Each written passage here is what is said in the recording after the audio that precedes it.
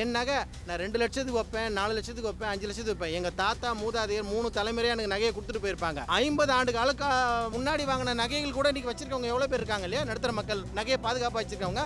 அப்படிப்பட்ட மக்கள் அந்த நகைக்கான ஆவணத்தை எங்கே கொண்டு வருவாங்க? கார்த்திகேயன், நான் தமிழக வாழ்வுரிமை கட்சியோட திருவள்ளூர் கிழக்கு மாவட்ட செயலாளர். இந்த போராட்டம் எதுக்குன்னா, இப்போ சமீப காலத்தில் ரிசர்வ் பேங்க் என்ன பண்ணியிருக்காங்க, மத்திய அரசோட வற்புறுத்தலுக்கு இணங்க நகை கடன் வைக்கிற ஏழை எளிய மக்களோட அவங்களோட வயிற்றில் அடிக்கிற மாதிரியான சில விஷயங்களை கொண்டு வந்திருக்காங்க.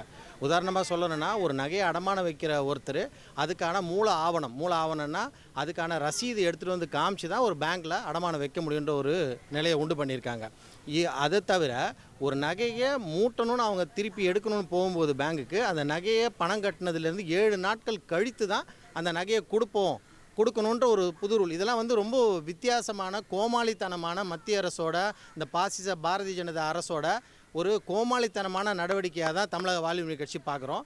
இதில் முக்கியமாக என்னென்னா, அவங்க எதுக்காக எந்த நோக்கத்துக்கு இப்படி ஏழை எளிய மக்களோட நகை விஷயத்தில் கை வைக்கணும்னா, இன்றைக்கி தமிழ்நாடு மட்டுமல்ல, ஆந்திரா, கேரளா, கர்நாடகா எல்லா மாநிலங்கள்லையுமே, தென் மாநிலங்களில் குறிப்பாக இங்கே நகை கடன் அடமானம் வைக்கிறதும் நகை வணிகமும் யாரை நோக்கி இருக்குன்னா, குஜராத் அண்டு ராஜஸ்தான்லேருந்து இங்கே புலம்பெயர்ந்த அவங்களோட வாழ்வாதாரத்தை பெருசாக்கணும். அவங்களோட வாழ்வாதாரத்தை இந்த நம்ம நகைகள் வங்கிகளுக்கு போகும்போது இந்த அடமானம் வைக்கிற அவங்களோட வாழ்வாதாரம் பாதிக்கப்படுதுன்றதுனால முழுக்க வடநாட்டிலேருந்து வந்த இங்கே வாழ்கிற அந்த குஜராத், ராஜஸ்தான் மக்களோட வாழ்வாதாரத்தை உயர்த்துறதுக்கும் இங்கே இருக்கிற தமிழ்நாட்டு மக்களோட வாழ்வாதாரத்தை அழிக்கிற செயலாகவும் தான் தமிழக வாழ்வுரிமை கட்சி இதை பார்க்குது. தமிழ் மக்கள் எதுக்காகலாம் நகை வைக்கிறாங்கன்னு நீங்கள் நினைக்கிறீங்க? அது எந்த வகையில் அவங்களுடைய வாழ்க்கையை பாதிக்கும்? நகைன்றது வெறுமன வெறும் ஒரு பொருளாக பார்க்குறதில்ல. தமிழ்நாடை பொறுத்த வரைக்கும் நகைன்றது ஒரு பொருளாக பார்க்குறதில்ல. அவங்களோட உணர்வாக, அவங்களோட ஒரு பேஷனாக பார்க்குற ஒரு விஷயம் நகைன்றது, ஒரு கௌரவமாக பார்க்குற விஷயம்.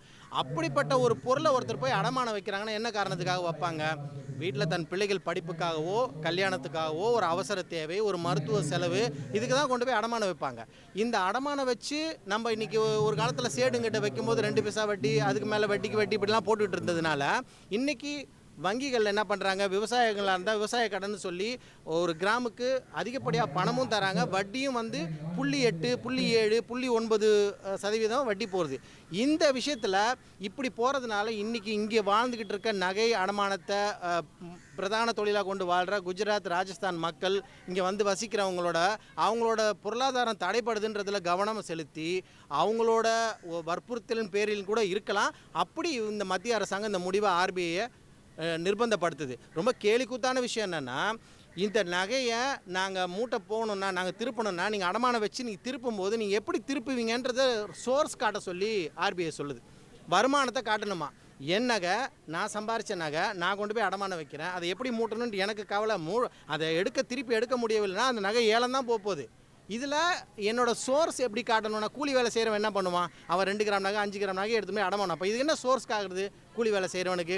அதே போல் இந்த நகையை வச்சு இவங்க பணம் கட்டி எனக்கு ஒரு அர்ஜென்ட்டுக்கு எங்கேயோ கல்யாணத்துக்கு போகணும், வேறு எங்கேயாவது கடன். இன்றைக்கி கௌரவ பிரச்சனை நகைன்றது நடுத்தர கீழ்த்தட்டு மக்களோட கௌரவ பிரச்சனையாக பார்க்குறோம். அப்போ அந்த மக்கள் தன்னுடைய நகையை மூட்டு எடுத்துகிட்டு உடனே கல்யாணத்துக்கு போகிறவங்க, எங்கேயோ கடன் வாங்கி கூட கௌரவத்துக்காவது நகையை போட்டு போகணும்னு நினைக்கிறவங்க எவ்வளோ பேர் இருக்காங்க.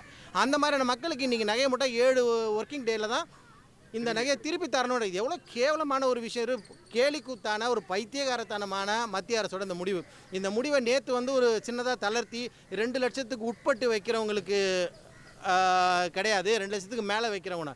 என் நகை நான் 2 லட்சத்துக்கு வைப்பேன், 4 லட்சத்துக்கு வைப்பேன், 5 லட்சத்துக்கு வைப்பேன். எங்கள் தாத்தா மூதாதையர் 3 தலைமுறையாக எனக்கு நகையை கொடுத்துட்டு போயிருப்பாங்க.